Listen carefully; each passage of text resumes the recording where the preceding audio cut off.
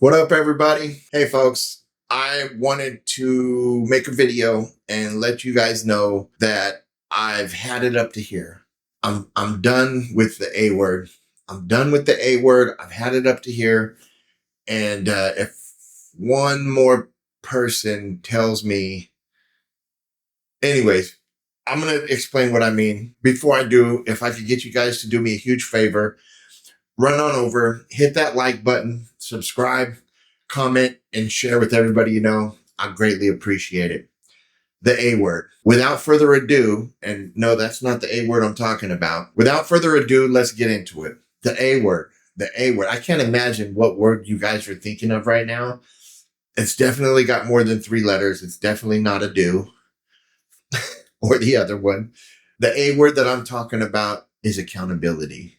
And I know some of you guys just look like, what? I'm not a psychopath. I just believe that accountability or holding yourself accountable is used excessively. And it's used in a way that promotes bad behavior. And so what I mean by that is, let's start with the definition of accountability.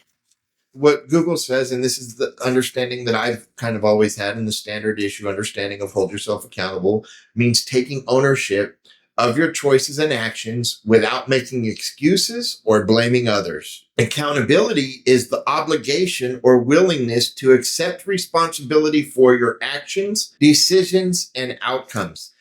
That's all fine and dandy. I agree with both of those, but I don't agree to using that to a degree that gives you almost an excuse to do poorly. And so I think instead of holding yourself accountable or having that in your tool belt ready to use, just in case you make another mistake, cut it off at the pass. Focus on discipline. Use discipline. Be disciplined. Don't make the mistake. Work on not make. Of course, if you're going to make mistakes, people make mistakes. Of course, if you make a mistake, hold yourself accountable. But I never hear anybody say, be disciplined, focus on discipline. Discipline cuts off accountability because it prevents you from doing the poor choice from the gate.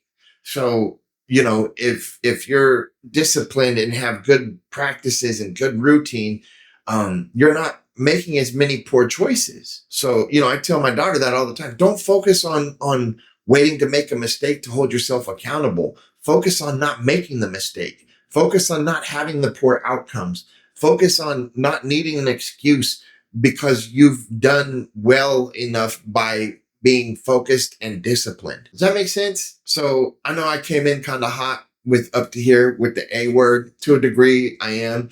I do think that accountability is great. I do, I'm not a complete degenerate.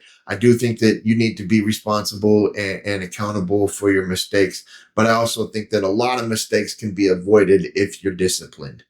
So that's something that I've felt has been beneficial to me in this battle is not focusing so much on, it's almost like you kind of give yourself like a free pass to make a mistake. It's like you're encouraging yourself to screw up because you've got this tool in your belt called accountability.